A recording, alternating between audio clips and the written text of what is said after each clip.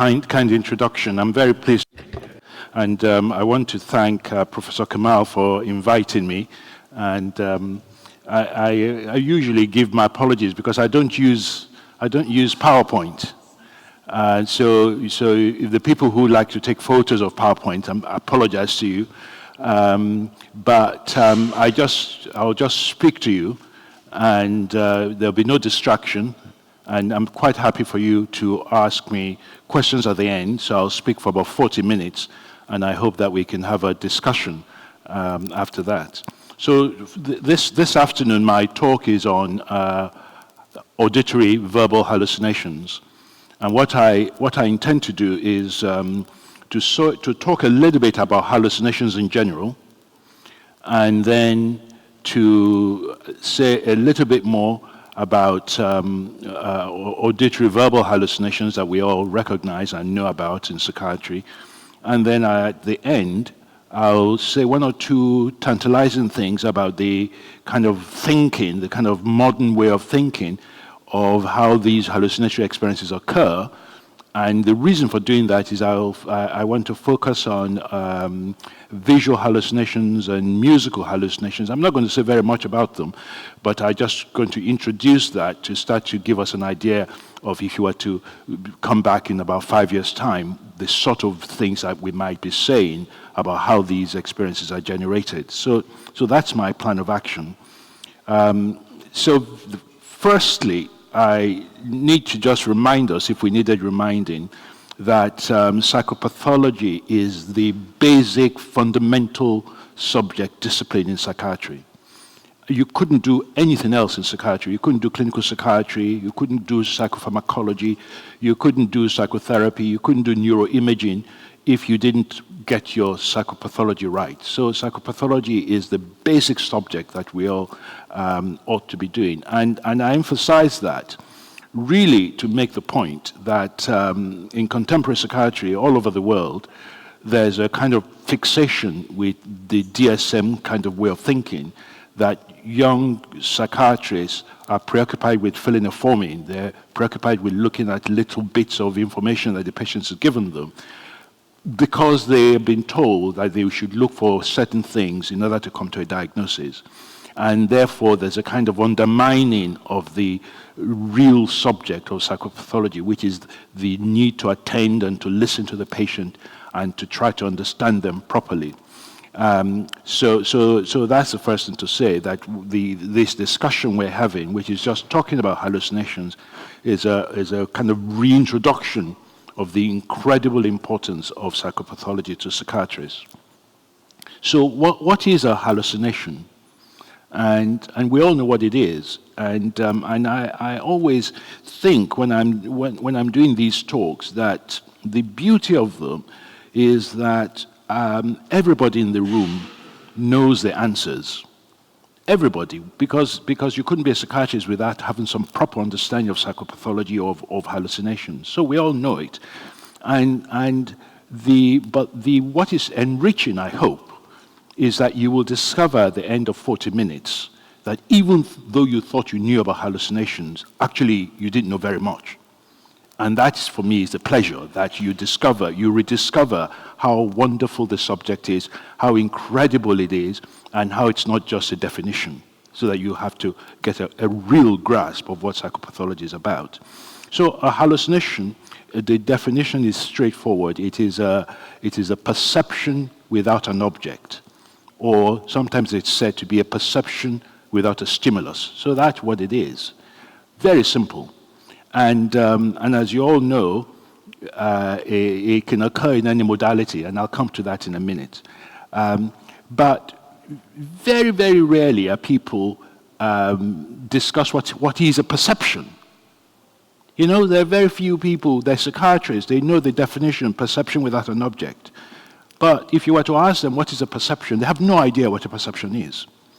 So what we're going to do this afternoon is I'm going to talk a little bit about a perception, so that all of us here in this room can know what a perception is. So Jaspers, who is absolutely always incredible, because he was a philosopher, so he's very clear thinking, absolutely rigorous in his use of language. So Jaspers, one of the first things he did was he called it the formal characteristics of a perception. So Jaspers talked about that, and these formal characteristics of a perception, they're very simple, not clever at all.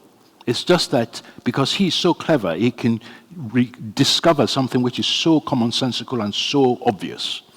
So Jaspers says a perception has these formal characteristics. And these formal characteristics are, the first one is that these experiences of a perception, that they have what they have this character of objectivity. And what he meant by that is, it's a kind of technical term to say something has a character of objectivity. But what he meant by that was that perceptions, they have this character which makes you believe that other people can see them or other people can hear them. So that's what he meant by character of objectivity, that they have these features of them. One of the reasons why they're convincing to us is that this lectern here, I can see it, and in seeing it, I come to recognize that everybody else here too can see it. That's why I know it's objective, that it's this character of objectivity. So that's the first thing that he had to say about it. He also said something about the fact that these objects, that we have a sense that this is not always true, but nonetheless, he said it, is that these objects, that they have a character by which we think that we can feel them through other senses. So this lectern, not only is it I can see it, but I can touch it. So I can validate that it exists using another sense. All right? So this idea of a character of objectivity is more complicated than just that I believe that you too can see it, but I can confirm it's there because I can use other senses that I've got to grasp it. Secondly, he had this idea that these objects, that they, when we see them, that they're well delineated. And what he means by that is that when you're looking at me, that the edges are very, very clear. So I stand out from the background, and this lectern stands out from the background. So they're beautifully delineated. He also uses a term that they appear to us with vividness and freshness, so that the colors are naturally bright and distinct.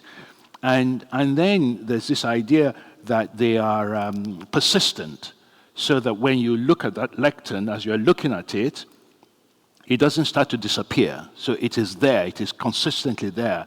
And finally, he's wrong, but it's still interesting idea that they appear to us as if we're passive recipients of them. So what he means by that is that we don't get the sense that we're creating them.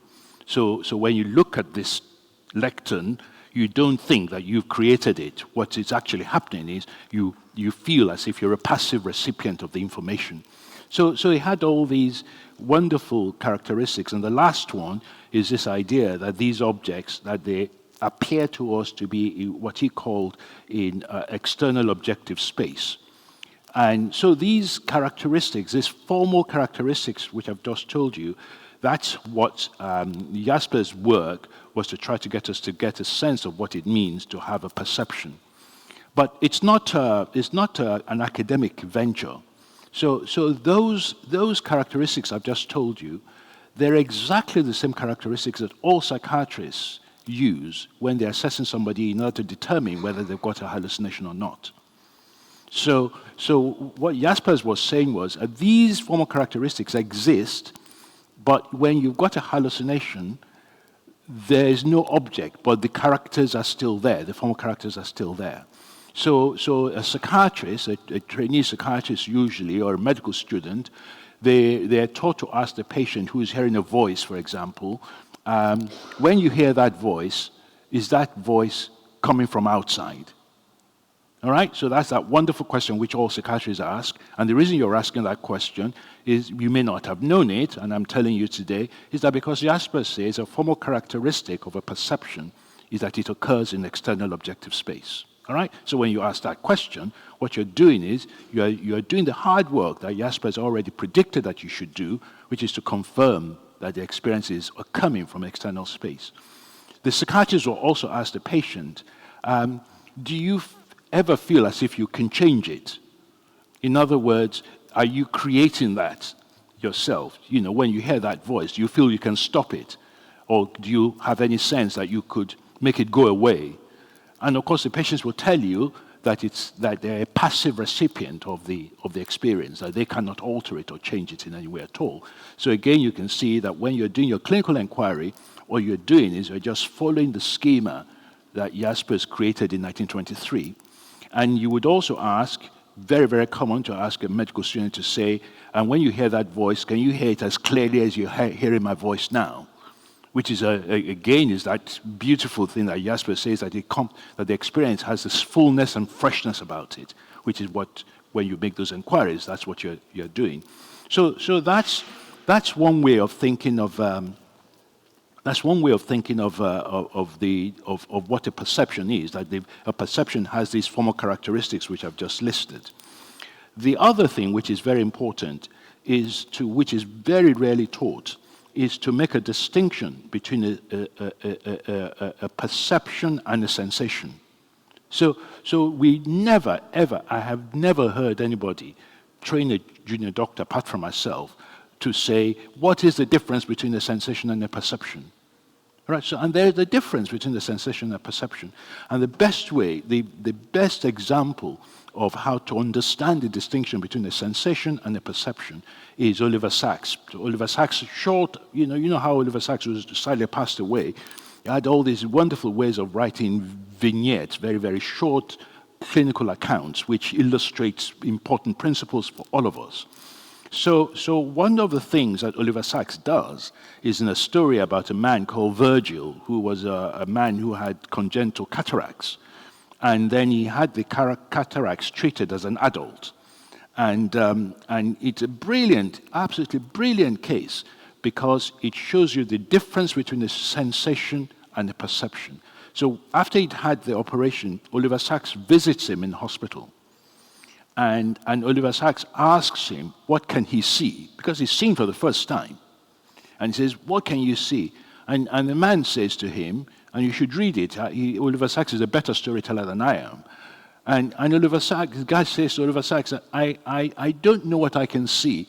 I can see this thing which is just, it's very vague and very furry and very just difficult. I don't know exactly what it is. And that is a wonderful, wonderful explication of the distinction between sensations and perception. So this man had never seen a face before. He had no pre-existing notions of what faces look like. He had never learned how to look. And because he didn't have a pre-existing notion of what faces look like, he couldn't see one. So all he was having was a sensation of Oliver Sacks' face. He did not yet know that it was a face. All right? And Oliver Sacks, when he recovered enough, Oliver Sacks took him to a zoo and took him to the pen where the elephants were, and asked him to look at the elephant. And again, this man had never seen an elephant before. He did not know how to look at it. And because he didn't have any conception of an elephant, he couldn't see it like we would, because we have a conception of it.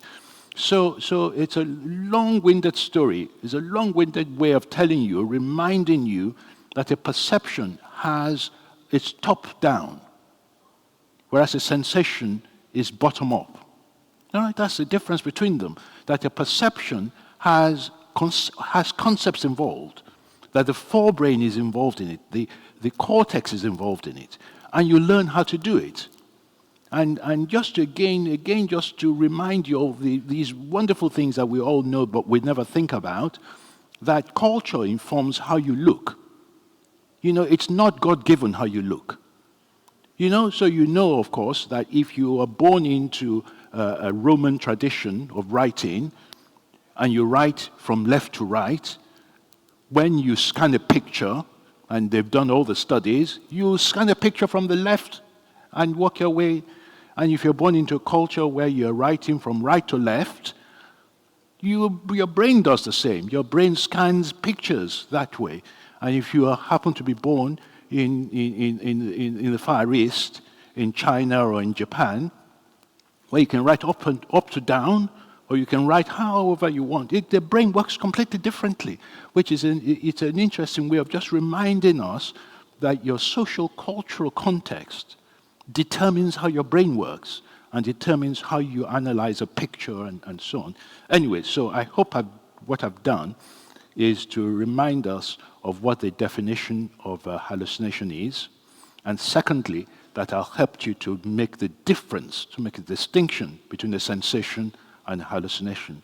And I've introduced the idea that a perception has a lot of forebrain activity going on. It has a lot of cortex in it, whereas sensations, as you all know, start off from spinal cord. Obviously, starts off from our peripheral nerves, and it just conducts information which our brain, central nervous system, then analyzes and then tries to understand and to interpret. So that's that. What I want now to do is then to do a little bit of work, because again, never ever do I find people slow things down a little to try to help us to understand the actual complex differences between the different kinds of perceptions that there are. So it is assumed, even Jaspers, his examples of what a hallucinatory experience is made up of is very, very visual. There's no reason to think that visual experiences have the same structure to them as auditory experiences do, nor is there any reason to think that auditory experiences have the same structure to them as olfactory experiences do, or taste experiences do, or tactile experiences do, or somatic experiences do. And very rare to find a psychiatrist who even thinks that proprioception has a hallucinatory form, or even thinks that kinesthetics has a hallucinatory form. And why would there not be a hallucinatory form of it? Because given that these are just perceptions, they're just sensations, and there's no reason why they shouldn't, abnormalities of them, there's no reason why it shouldn't happen. So what I want to do now is just to help you to see that not all hallucinations are alike, structurally, I mean. And I want to tell you a little bit about how you can start to think of how they differ. All right, so let's take, let's just take the time signature to sensations. And the time signatures are all different.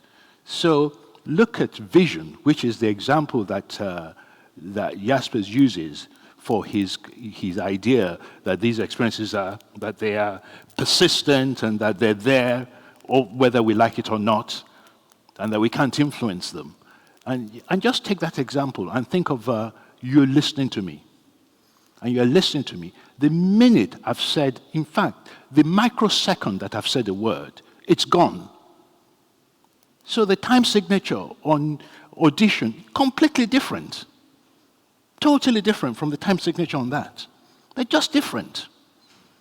You know, so you mustn't think that the structure, how these sensations are made up, that these are the same. They're not the same at all.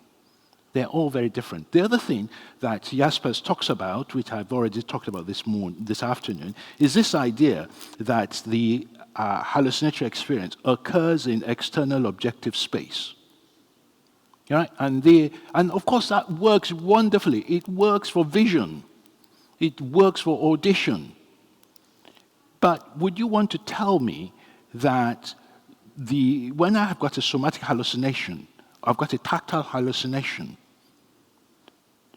how do you use the fact that the perception, the object is in external objective space? How do you use that to distinguish, to confirm whether or not I'm having a perceptual abnormality?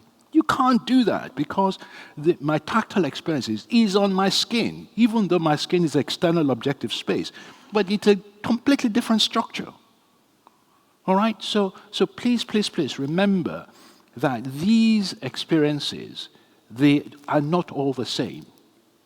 So again, think of the space dimension, you know, the space signature. So your vision, we're not as good. We're not as good as crows. We can't read the headlines of the Times, the London Times, 6 miles away, which the crows can do. But we can see a long way away. So the distance signature for vision is pretty far. The distance signature for audition is not that far. And the distance signature for olfaction is pretty very slim. So it's got to be a very powerful smell that is occurring at the end of this hall that all of us here at the top can smell. Do you see what I mean? They're all different is the point I'm trying to remind you of. So you don't think all objects are the same, have the same formal characteristics. They don't all have the same formal characteristics. And then you think again about the degree to which we are sensitive to an object. And olfaction is the most beautiful example of sensitivities to an object. Because all these are objects, they wouldn't be perceptions if they weren't objects. So a smell is an object.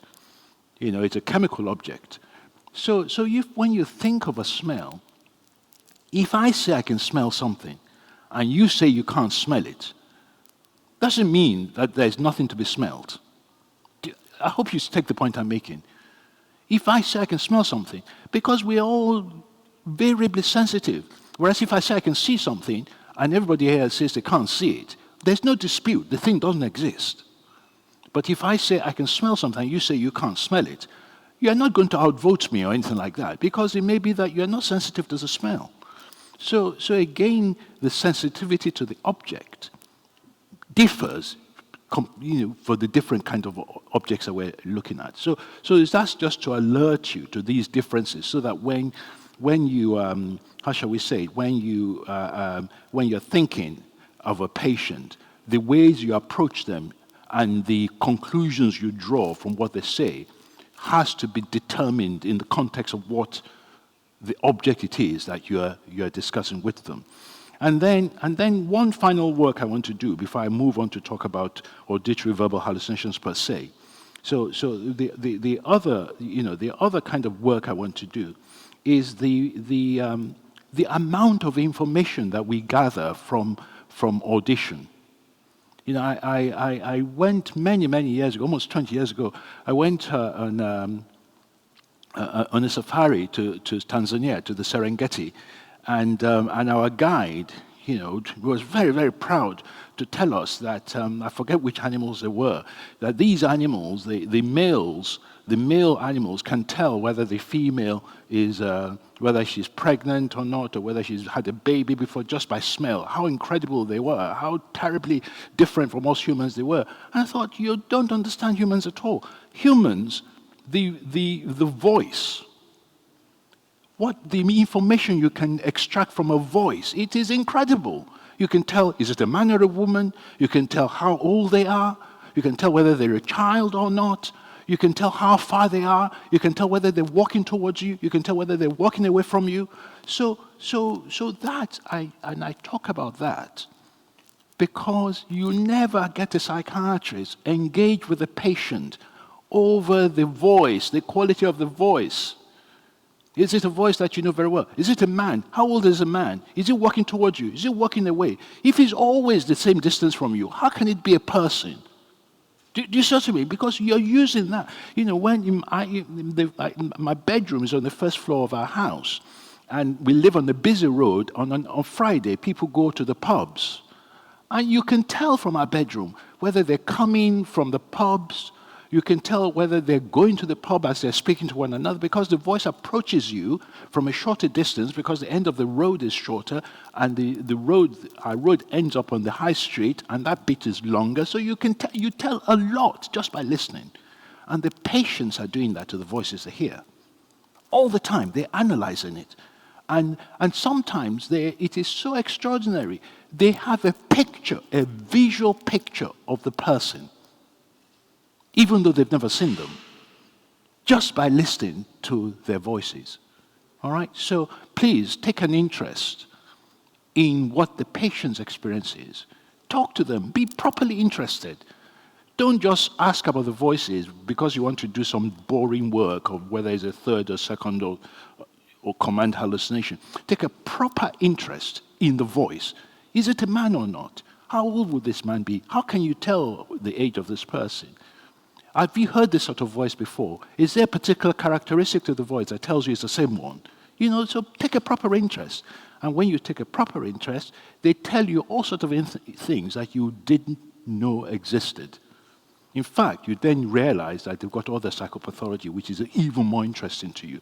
So please, please, please take a proper interest. Now, of course, all of this work is because I want to talk about auditory verbal hallucinations because they're very important. You're still hearing me all right, because when you're doing this, I can't tell whether I'm hearing myself feedback. Whether it's a feedback, you can still all hear me. Just tell me, just wave your hand. Can you hear me? Huh? Yeah. Lovely, thank you, that's great.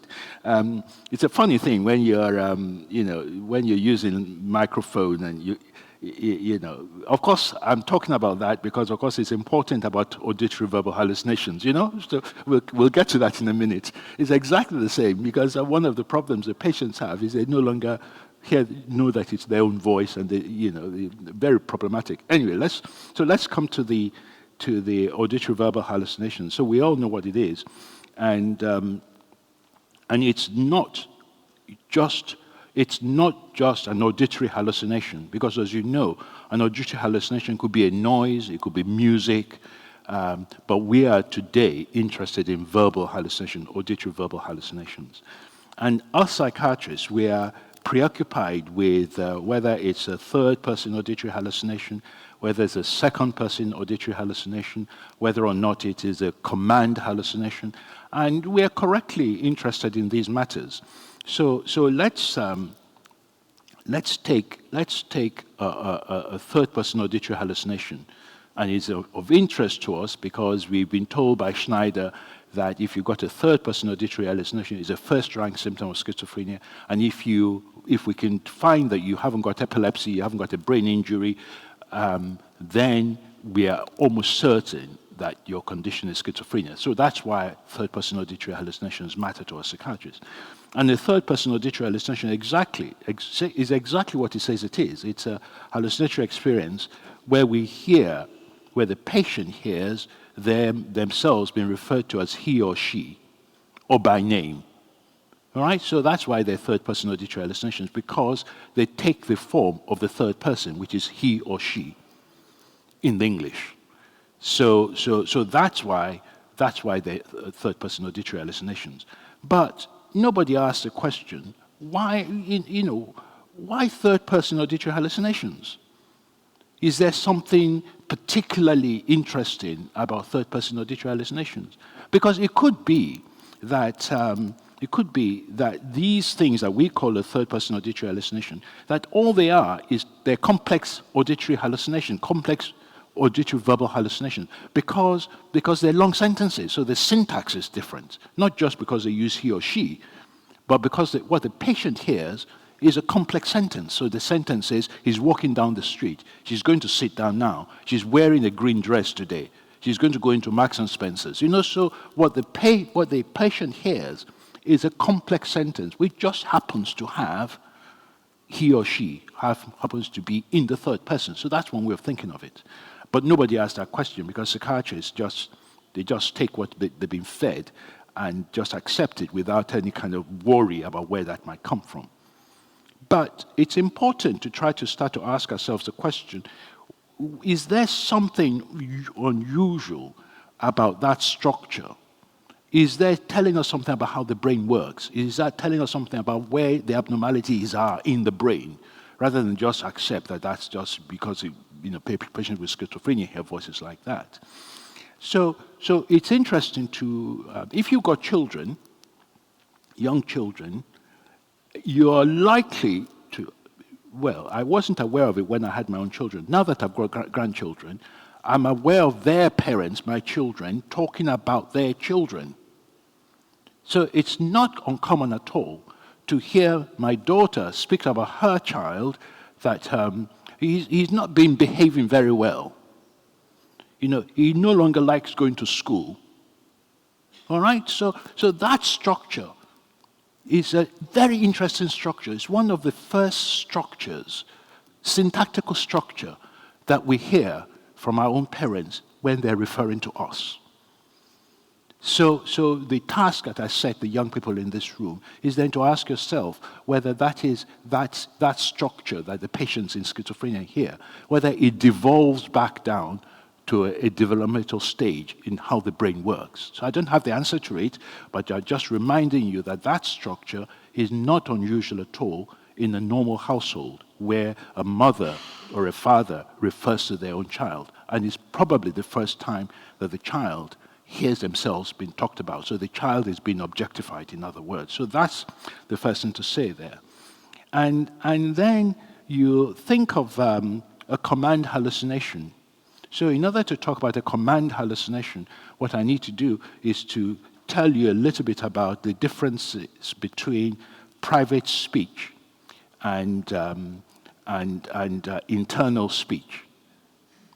So if you read all the books on auditory verbal hallucinations, people will tell you that an auditory verbal hallucination is internal speech gone wrong. All right, so it obviously can't be anything else unless you think that there are, unless you think that there are ghosts or something like that. Obviously, it's the person's brain creating it. So there's this idea that it's internal speech gone wrong, and one of the kind of very little recognized phenomena is that if you put a microphone under the throat of a person who is having auditory hallucinations, if you put a microphone under their throat, you discover that what they say they're hearing, they're actually saying it. So they've got subvocal speech, in other words. Even though they themselves are producing it, the muscles of their throat and their vocal cords are producing precisely what they say they can hear, but they're not saying it out aloud. They're nonetheless, they've got these very micromusculature movements, which when you translate them, you can hear them. So that's a good way of saying we know that what you're hearing, you are producing it, that it is internal speech. And if somebody wants to ask me to talk a little bit about how that relates to the question I was asking you, whether or not, I'm not sure whether I can hear myself or not, or whether it's my own voice I can hear. There's a slight delay because of the fact that I'm speaking into a microphone and it's bouncing back at me. So it's a very, very, very difficult to know what it is that's going on. And that underlays some of the problems that our patients have. Anyway, so that's talking about internal speech. But private speech is something which I'm sure you've never heard of before. And private speech is, it's also internal speech, but it is for private purposes. So it's not communicating with anyone else. And private speech was discovered by Vygotsky, the Russian developmental psychologist. And Vygotsky says that in the process of developing language, one of the things that happens is that the child talks to itself. And it talks to itself and uses the language to rehearse behavior. And I can remember absolutely like yesterday when my father was teaching me how to do my shoelaces up as a boy. And then when I was learning it, when he wasn't there, I can remember repeating what he said as an aid to learn how to do my shoelaces up. And Vygotsky says that is private speech, that speech, it's part of it is to regulate behavior. And the reason why I'm telling you all about that is that way of speaking is like a command. So it says you take the first one and turn it over the other one and pull them. Or when they were teaching me how to put my bow tie on. So that is thought to underlay command hallucinations. That's why I'm talking about it. So a command hallucination is a command, and nobody discusses why it comes like that. And what I'm trying to do is to remind you that there may be developmental reasons where command hallucinations exist, and that when they occur in schizophrenia, that's probably speaking back to a particular time in the development of the brain, in acquisition of use of language. So again, very similar to the idea of using the third-person auditory hallucination, trying to work out why it occurs, and doing exactly the same for where command hallucinations may have come from. So I think I've been speaking for about 40 minutes or so. So I'll just say one or two more things, and then it's always a delight to me to get questions, because I'm at my very best when you ask me a question which gets me to think properly about this subject. So what I want now to do is to pose you a dilemma, to think about it. So when a person is deaf, as you know, deaf people who recently acquired deafness quite often have auditory hallucinations. But the auditory hallucinations they have almost always takes the form of music. So the question that I'm posing to my audience is, why is it that that's what they hear? Why isn't it that they hear speech? All right? I mean, it doesn't make sense. Why music rather than speech? All right? So that's a very interesting question. And the second associated aspect is to then think of Charles-Bonnet syndrome. So we all know about Charles-Bonnet syndrome, I hope. So Charles-Bonnet syndrome is usually, most commonly, occurs in somebody where their vision, where they've got an impairment of vision, recently acquired impairment of vision. And in Charles-Bonnet, they will then have visual hallucinations. And they have very vivid visual hallucinations. And the explanation for Charles-Bonnet and for acquired deafness, they're the same. The explanations are that technically they're called release phenomenon. So the idea is that when you have an impairment in stimulation, an impairment of sensation, so that your organ is no longer getting the right dose, the right tonic dose of sensation, it manufactures sensation, because the brain cannot stand absence. So it manufactures sensation. So that's the idea behind it, why they're called release phenomena. And one of the interesting aspects of Charles-Bonnet is not the full explanation of Charles-Bonnet, but it's the explanation of some of the experiences of Charles-Bonnet. So a lot of the patients with Charles-Bonnet, when you talk to them, they tell you that they can see brickwork, or they can see lattices, things which look as if they're how shall we say it? What's the other English word for it? They're either lattices or brickwork. They look as if they're hatched. And we all know what hatch tag is, so you know what a hatch is. And so that's what they can see. And one of the absolutely extraordinary finding is to then discover that as your visual sensations reduced, one of the things that happens is that the brain infrastructure for organizing this room, for example.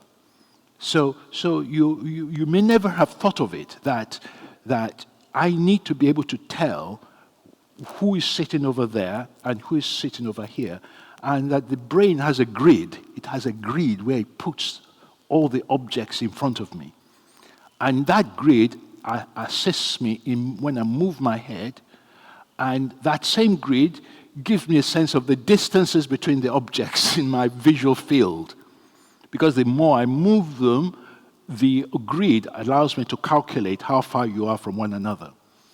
All right? So what is happening in Charles-Bonnet is that as your sensation reduces in intensity, the system that you never see because you can't see them, because they're overwhelmed by actual real vision, becomes explicit. But of course the patients don't know that that's happening. So what they can see is that they can see this brickwork, and they tell you they can see a brickwork if you were to ask them. So that, I hope that gives you a beginning of trying to understand how these hallucinatory experiences are made up. So the music one, exactly as it is for vision, that as your hearing goes down, you start to hear things, and the question I posed for you was, why is it that it's not speech? And why is it that it's music? And not only is it that it's music, we can tell you what kind of music it is.